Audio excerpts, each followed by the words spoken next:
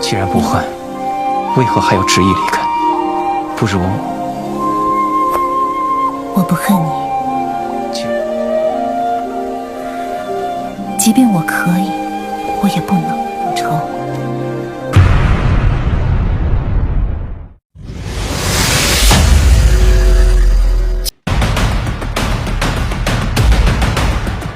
Beberapa waktu pasca pertarungan besar antara Xiaoyan dan Sekte Yunlan telah berlalu, di mana selama waktu tersebut pavilion keluarga Xiao telah berdiri di tengah ibu kota kekaisaran dan menjadi satu eksistensi yang tersohor seantero kekaisaran.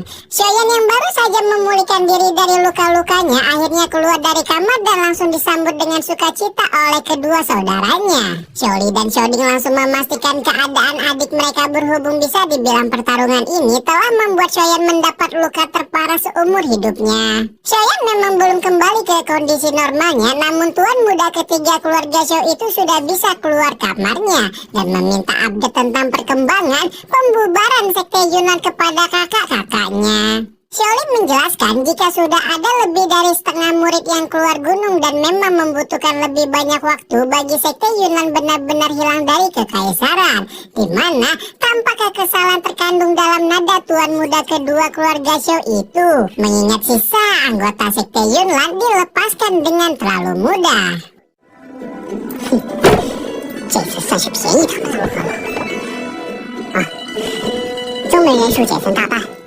Xiaoding berusaha menenangkan kedua adiknya, terutama Xiaoli menjelaskan jika Yunsan yang menjadi dalang dari sumber kesengsaraan mereka sudah dihabisi dan memang tidak perlu bagi mereka untuk ikut-ikut bertindak kejam pada sisa-sisa Sekte Yunlan. Menurut Xiaoding, justru membantai Sekte Yunlan akan membuat citra keluarga Xiao menjadi buruk. Xiaoli manggut-manggut salah tingkah mendengar penjelasan Yodi, seolah-olah dia menyadari jika perkataan yang baru saja bisa membuat Xiaoyan tidak enak hati. Menurut Xiaoding, adik ketiganya telah membuat keputusan yang sulit dalam menyikapi pertarungan ini dan dia tidak ingin Xiaoyan menyalahkan diri sendiri atas keputusannya terkait Sekte Yunlan. Bahkan Xiaoding juga tidak masalah jika Xiaoyan mau membawa Yunyun ke sisi keluarga mereka, jika adik ketiganya itu benar-benar memiliki perasaan kepada sang mantan pemimpin Sekte Yunlan tersebut. 我跟他 只是以前历练时，你若对那云云有情，便找机会带回来见见我。Xiaoyan auto hahaha bercanda, salah tingkah mendengar bagaimana kakak pertamanya tiba-tiba menyinggung Yunyun dan mengatakan jika hubungan di antara mereka berdua sebenarnya telah berakhir sejak dulu. Lebih dari itu, Xiaoyan lebih mementingkan jangka waktu pil pemangkas usia yang semakin dekat dan berencana untuk segera mempelajari agar nyawa Xiaoli tidak berada dalam bahaya. Beberapa waktu kemudian, Hai Bodong masuk ke aula pavilion keluarga Xiao dan segera meledak dalam kegembiraan melihat Xiaoyan sudah terbangun dari hibernasinya. Bahkan Hai Bodong mampu merasakan jika aura pemuda itu tampak naik turun persis seperti kondisi seseorang yang akan melakukan penerobosan rana, yang menandakan bahwa Xiaoyan telah berhasil menyentuh penghalang Dohuan.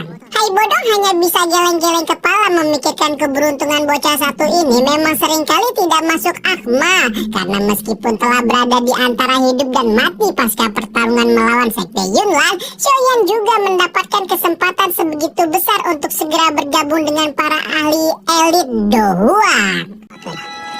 你派人通知我过来，可是有事。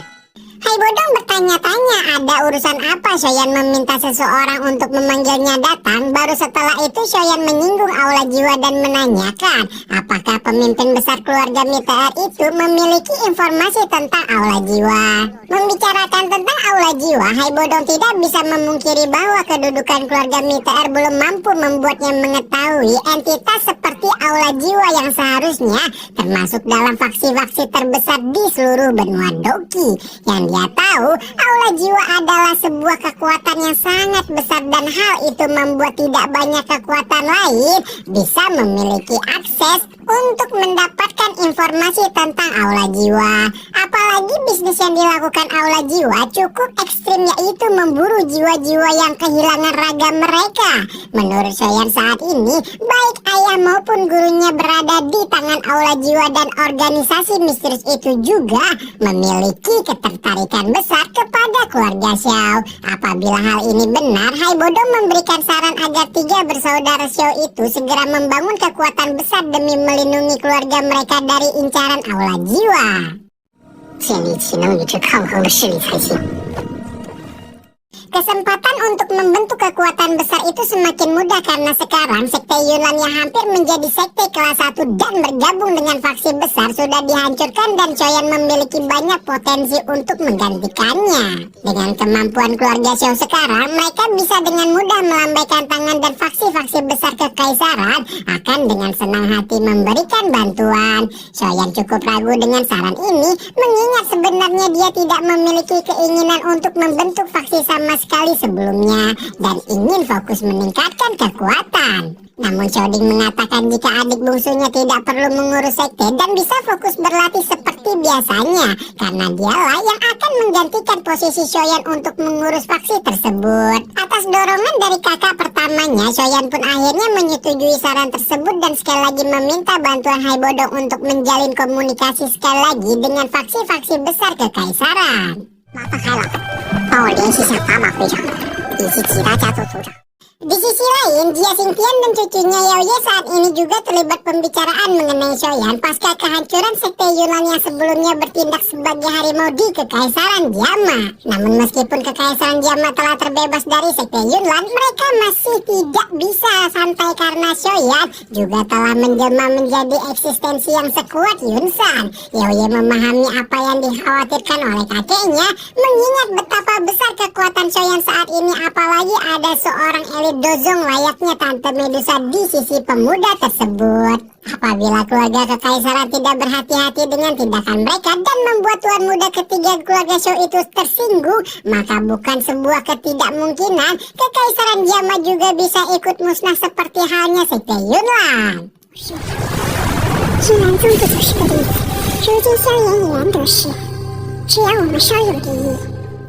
Meskipun Choyan memang tumbuh dengan kekuatan yang cukup mengancam keluarga kekaisaran, Yaoye dapat melihat jika pemuda itu bukanlah sosok kejam seperti Yunsan dan tidak mungkin membantai banyak orang hanya untuk kepentingannya sendiri. Hal itu juga turut dirasakan oleh Jia Xingtian melihat pemilik 3 api surgawi itu senyata-nyatanya memiliki kekuatan yang sama dengan kuatnya dengan Yunsan di masa lalu, di mana Choyan masih tidak berbuat sesuatu yang membahayakan mereka.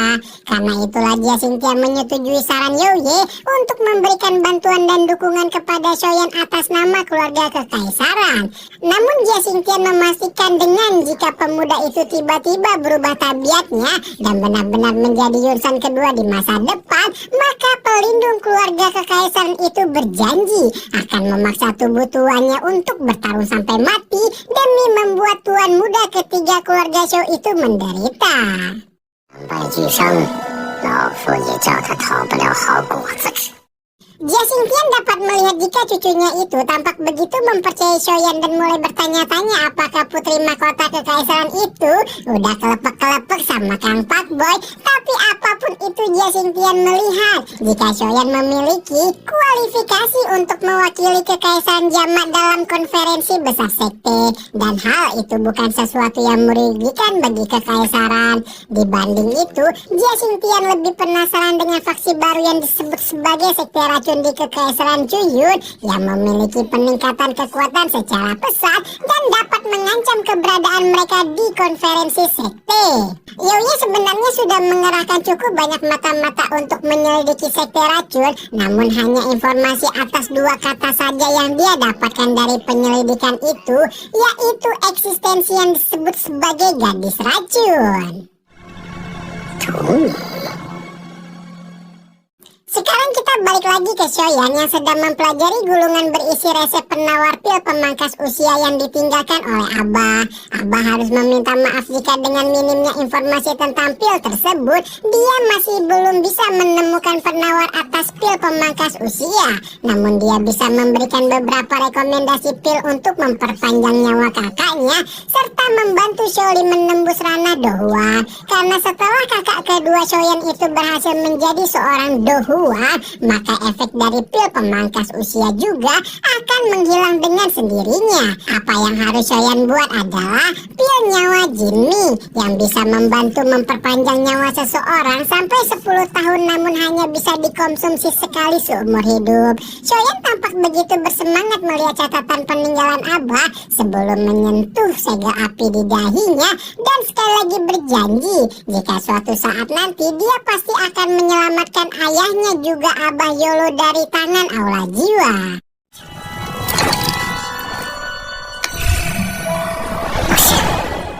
Namun, waktu bagi Shoyan untuk memikirkan tentang pil Jinming itu harus diinstruksi dengan kedatangan Yoye yang ingin menanyakan tentang keberadaan rencana Shoyan untuk membentuk faksi. Yoye sendiri menekankan bahwa keluarga kekaisaran sama sekali tidak menentang rencana itu dan siap sedia memberikan Shoyan bantuan untuk faksinya. Shoyan tentu tahu jika ada harga yang harus dia bayar untuk bantuan keluarga kekaisaran, namun Yoye menjelaskan jika kekaisaran tidak menginginkan apapun selama Shoyan berjanji jika dia tidak akan menjadi Yunsan kedua. Shoyan berjanji jika keluarga kekaisaran tidak mengganggunya lebih dulu, maka Shoyan juga dapat memastikan jika dia tidak akan melakukan sesuatu yang berbahaya, bahkan bersedia memberikan bantuan untuk keluarga kekaisaran. Di sisi lain, kekaisaran juga membutuhkan wakil untuk menghadiri pertemuan faksi besar, dan Shoyan adalah seseorang yang paling pantas untuk melakukannya. Dengan demikian, kesepakatan antara Shoyan dan Yoye tentang bantu-membantu urusan faksi baru pun telah selesai. 想必对萧炎先生炼制疗伤丹药有帮助，还请收下。既然如此，那我便静候佳音了。这些是太爷爷让我带来的药材，想必对替我问候家老。萧炎先生的问候我必然带到，请收下。这就不打。家老有心了，烦请公主替我问候。公主慢走。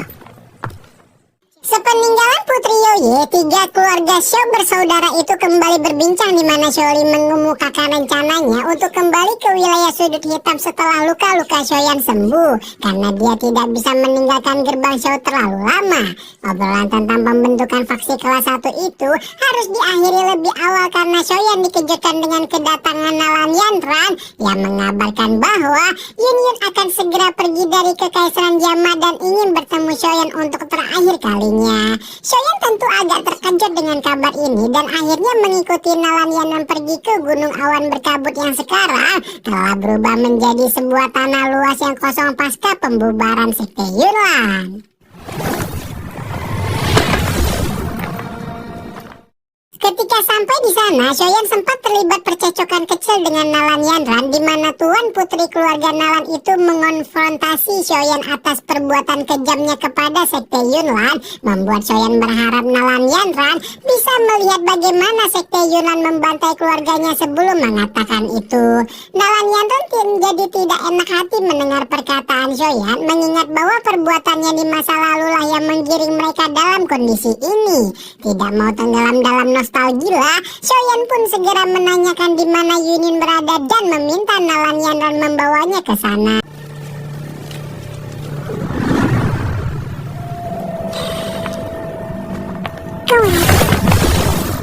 Ketika itulah mata Shoyan menyapu ke tepi tebing dan melihat seorang perempuan berdiri dengan anggun di sana. Shoyan segera mempertanyakan keputusan Yunin untuk pergi dari Kekaisaran Yama dan menanyakan apa alasan perempuan itu untuk memutuskan demikian. Yunin hanya menjawab jika setelah Sekte Yunlan hancur tidak ada lagi alasan baginya untuk tetap berada di Kekaisaran Yama dan ingin memanfaatkan waktu ini untuk berjalan-jalan mengarungi benua Doki yang luas. Yun hanya bisa tersenyum putus asa, menjelaskan bahwa dengan posisinya sebagai ketua sekte Yunlan, seharusnya justru Yun segera menghimpun tenaga untuk membalaskan dendam atas kehancuran sektenya. Namun cerita panjang tentangnya dan Choyan membuat Yun tidak bisa melakukan itu dan pergi jauh adalah satu pilihan yang paling benar. Tidak usah tahu. Siapa? 为何还要迟疑离开？不如我不恨你，即便我可以，我也不能成。你忘记了我的身份立场。 Yun mengeluarkan sebuah cincin giok dan meminta Choyan mengambil sisa harta sekte Yunlan yang ada di dalamnya sebagai kompensasi atas dosa-dosa Yunsan kepada pemuda itu. Choyan menatap cincin giok yang ada di telapak tangan Yun dengan pandangan berkabut sambil sesekali lagi bertanya apakah perempuan itu benar-benar harus pergi. Yun memandang wajah pemuda yang lembut, tampan dan jauh lebih dewasa dari bocah nakal yang 3 tahun lalu merengkuh dalam pelukan. Malam itu tebing gunung berkabut menjadi saksi bisu dari seorang lelaki dan perempuan yang sama-sama menahan rindu hingga akhirnya mengucapkan salam terakhir sebelum perpisahan panjang mereka.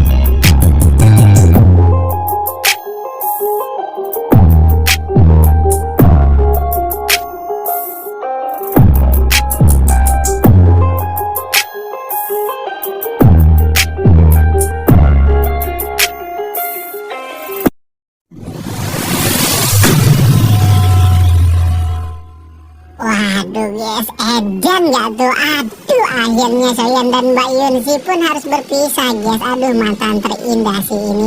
Apalagi pas tonton langsung itu diiringi soundtrack khas Choyan dan Yun dari special season perjanjian sih.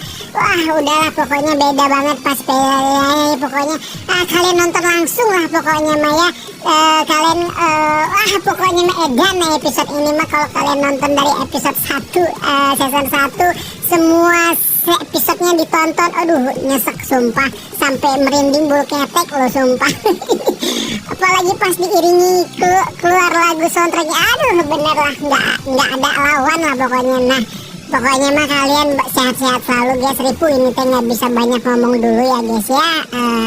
Paru-paru juga sedang tidak baik-baik saja. Ini mungkin dampak dari cuaca yang tidak bersahabat ini sama polusi udara kayaknya mah ya guys ya. Bukan cuaca sih, kan cuaca mah kan memang udah diciptain sama Allah. Nggak mungkin kita mengatakan bahwa udara ini tuh jelek, padahal semuanya itu kan atas perbuatan manusia gitu ya guys ya. Nah makanya banyak-banyak minum air hangat kalian teh, banyak-banyak olahraga lah ya biar sehat selalu. Ya udah.